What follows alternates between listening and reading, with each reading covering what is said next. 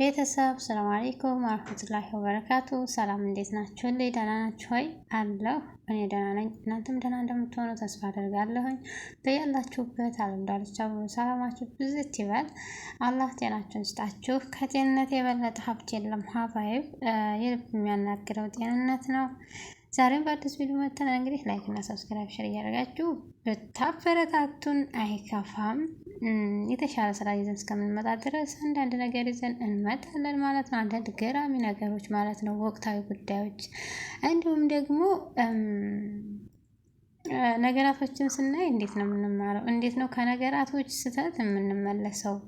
ስህተቶችን አይተን ስህተት እንደግማለን ወይስ ደግሞ ከስህተቶቻቸው እንማራለን? በነገራችን ላይ በዚሁ አጋጣሚ መናገር እንፈልገው ነገር ቢኖር እንደሆነ ታውቃላችሁ፣ እውነት የሆነውን ነገር ነው ወደ ድራማ አምጥተው እየሰሩበት እና ገንዘብ እየወሰዱበት ያሉት ማለት ነው። ምክንያቱም ለሌሎቹ ትምህርት ይሆናል ተብሎ ስለሚታሰብ ይመስለኛል። እንግዲህ ዛሬም በጽናት ድራማ ላይ አንዳንድ ነገሮች ብለን አስተያየት መስጠት እንፈልጋለን። ምክንያቱም ለምንድን ነው እነሱ በእኛ አስተያየት ምሳሌ መሰረት ነው የሚሄዱት ማለት ነው። ምክንያቱም ሰው ምን ይፈልጋል? ሰው ምን አይነት ትምህርት ወሳጅ ነው?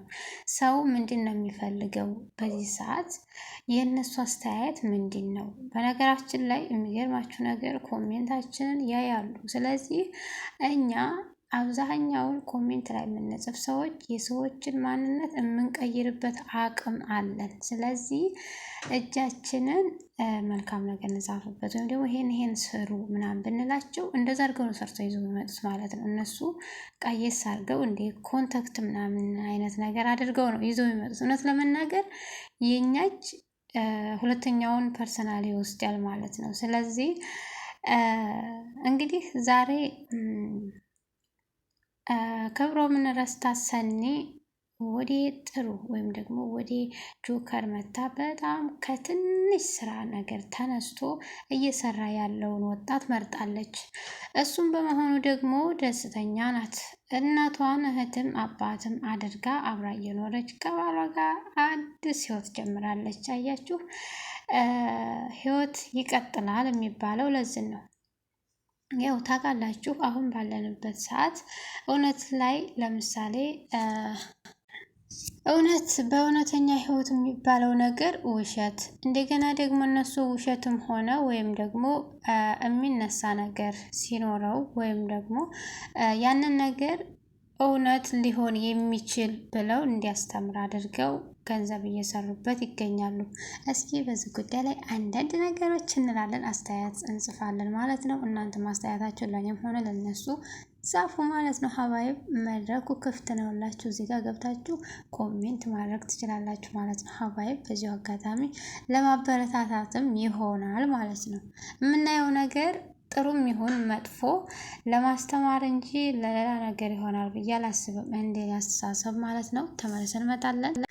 አንዳንድ ጊዜ ይሆናል ተብሎ የታሰበው ነገር አይሆንም ወይም ደግሞ እንዳልሆነ ወይም እንዳልነበረ ይፈጠራል። ግን ደግሞ ይሄ ነገር አንዳንድ ጊዜ ስበብ ሲኖረው ከሆነ ጊዜ በኋላ የሚገናኙበት አጋጣሚ ይፈጠራል። ነገር ግን አሁን እየሆነ ያለው ለምሳሌ ያክል ክብሮምና ሰኒን ስናነሳ ሰኒ እምቢ እኔ የእህቴ ዕጣ ይደርስብኛል ብላ እሱን ላለማፍቀር ብትሞክርም እሷ ግን አልቻለችም እና የሆነ ጊዜ ፎንቅቋታል መሰለኝ። ከሱ ጋር በነበረችበት ጊዜ የተወሰነ ያክል ደስተኛ በሆነችበት ሰዓት አጋጣሚ ቻው ሳይላት ጥሏት ሄዶ ነበረ።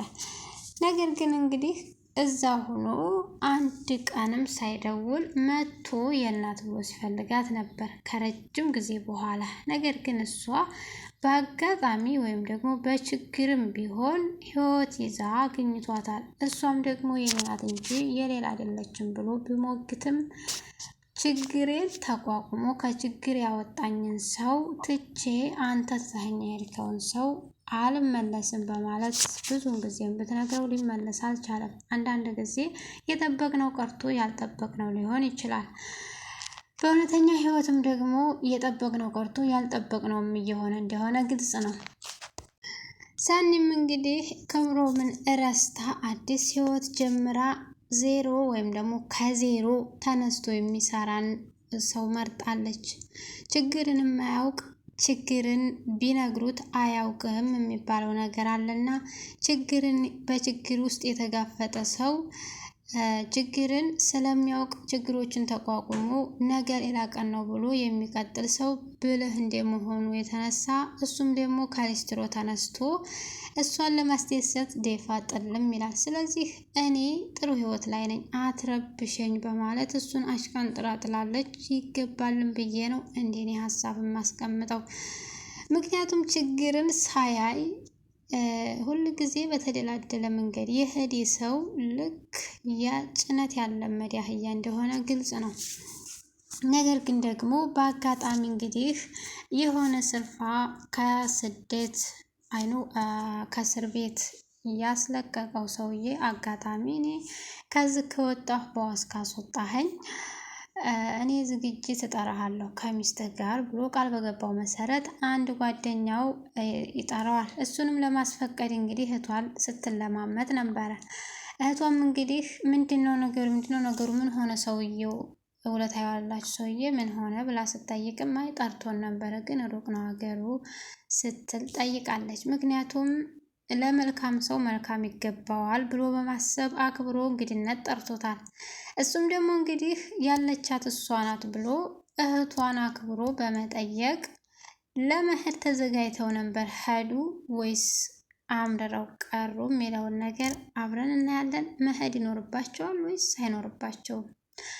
ለማንኛውም ሀገሩ እኮ ሩቅ ነው፣ ይህ አትለምጂውም፣ በጣም ትጎጃለች ምናምንም ስትል ነበር። አባይን ያላየ ምንጭ ያመሰግናል ይባላል። ለማንኛውም አብራችሁን ቆዩ። በሌላ በኩል ደግሞ እንግዲህ ይቺ ህይወት ተቃራኒ ስለሆነች አንዷ ሴት የአንዷን ሴት ባል ለመቀማት ትታገላለች። መጀመሪያ ታሞ ተመማቀቅ አስቀድሞ መጠንቀቅ የሚባለው ነገር ለዚህ ነው።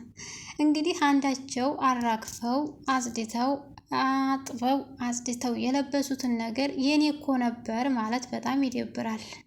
የምሩም ነገር እንደዚህ ነው የሆነባት። ምሩ እንግዲህ ባህሪውን አሳምራ እንዲሁም ደግሞ ይሻለዋል ብላ ወዳ ፈቅዳ የገባችበትን ነገር ባህሪው አምሮ ህይወታቸው አምሮ ያው መውለድ ቢቸግራቸውም የተቀመጡትን ሰዎች የድሮ ፍቅረኛ መታ ለማበጣበጥ እየሞከረች ነው። ምሩም እንግዲህ ይሄን ነገር በቃ ማግባት አለብኝ ፊርማ መፈራረም አለብኝ ብላ ያው በቋፍ የቆመችም ቢሆንም ዛሬም ድረስ አለቀቀቻት። ለኔ ነው የሚገባው እያለች እሷ እንደ ማሳደግ አድርጋ ስታበቃ ያጣጠበችውን ያጸዳችውን ነገር ልትወስድባት ተነስታለች። እንግዲህ ቆይ የምሩ ነው የሚሆነው ወይስ የኋለኛዋ የሚለውን ነገር አብረን እናያለን። አብራችሁን ቆዩ። ሰርጉ እየተዘጋጀችበት በነበረበት ጊዜ እንግዲህ ምሩ ደግሞ ድንገት አጋጣሚ በር ተቆርቆሮ ወረቀት ቢመጣላትም ይሄንን ወረቀት ማየት አልፈልግም ብላ ሰራተኛዋን ብታስገድዳትም ሰራተኛዋ ያበጠው ይፈነዳል አይቶ ነገራቶችን አይቶ መወሰን እንጂ መሸሽ አይገባሽም ብትላትም እሷም ደግሞ ላለማየት ብትፈልግም እኔ ያዋለሁ በቃ ትልና ብታየው ደግሞ የሚለው የሰርግሽ ቀን ሰርፕራይዝ አለኝና ሆም የኔ ነው የሚሆነው እንጂ አንቺ አይሆንም የሚል ጽሁፍ ነው። እሷም ደግሞ ያው ልቧን ስለሚያማት በዛን ሁኔታ መውደቋን ለባሏ ነግራት ቢመጣም ማነው ባልየው ቢመጣም ወይም ደግሞ የወደፊት እጨኛዋ የወደፊት ባሏ ቢመጣም እሱም ደግሞ ማነው እንደዚህ ያደረገው ምናምን ብሎ ሲጠይቃት እንደዚህ አይነት ጽሁፍ አይታ ነው ብላ ብታሳየውም ያን ጽሁፍ የማን ጽሁፍ እንደሆነ ስለሚያውቅ ጽሁፉን ይዞ በሮ ሄዷል። ዛሬ የመጨረሻ ነው ብሎ ተነስቶ ጥላት ሄዷል። እሱስ ምን አደረገ የሚለውን ነገር አብረን እናያለን። ምክንያቱም በዚህ ዘመን እንደዚህ አይነት ባል ሲያስፈልግ የለም ለማለት እና ይሄን ነገር ሰፖርት ለማድረግ ለኛ ለማሳየት የሚያደርጉት ስራ ወይም የሚሰሩት ስራ ነው። ምክንያቱም ባልና ሚስት ሲባል አንድ አካል አንድ አምሳል የሚባል ነገር አለ። እሱም ደግሞ ምንድን ነው? የእሱ ችግር የእሷ ነው፣ የእሷ ችግር ደግሞ የእሱ ነው ለማለት የሚያደርጉት ነገር ነው። ሌላው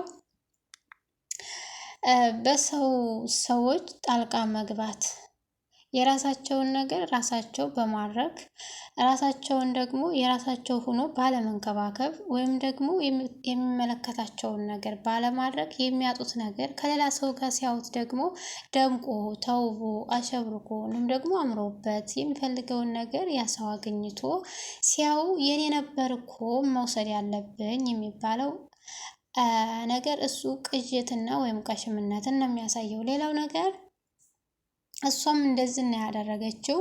ነገር ግን መውሰድ እንደማትችል እሷ አረጋግጦ ቢነግራትም ይችኛዋ ፈርታለች። ያደመኩትንና ያሸበረኩትን እንዲሁም ደግሞ ያካበትኩትን ለምን እንዴት ይደረጋል ብላ በማሰብ እሷም እንግዲህ በጣም ሀሳብ ቢገባትም ምንም ችግር የለውም የምትል ሰራተኛ አለቻት። ሌላው ስጋት እንግዲህ ጽናትና ኪራ ደግሞ ጽናት እንግዲህ በስጋት የገዛ ጥላቷን በገዛ እጇ በመልካምነት መመለስ ስትችል በገዛ እጇ ቤቷ ውስጥ አንጥታ እሷም ደግሞ ይሄ ይሻልሻል አንቺ አምሮቃል አትፈልጊም በዚህ የምትመለሽ አይነት ጊንጥ አይደለሽም ብላ በርበሬ ብታጥናትም ጭራሽ ወደ ራሷ አምጥታታለች። ሰው ስለሌላት እኛ ጋር ነው የምትሆነው ብሎ ባልየው ስታስታመም በነበረችበት ሰዓት በዛ ሰዓት ግን ይሄን ነገር እሷ ናት እንደዚህ ያደረገች ለማለት ለማነገርም ስትንጃብብ ነበር። በነገራችን ላይ እሱን አብረን እናያለን። ተናግራም እንግዲህ ቅሌቷን ተሸክማ ሊሆን ይችላል። እሷም ደግሞ ለትዳሯ መቆሟ ጥፋት ነው ብዬ አላስብም። በዚህ ልክ ግን መሄዷ ጥፋት ያደርግባታል።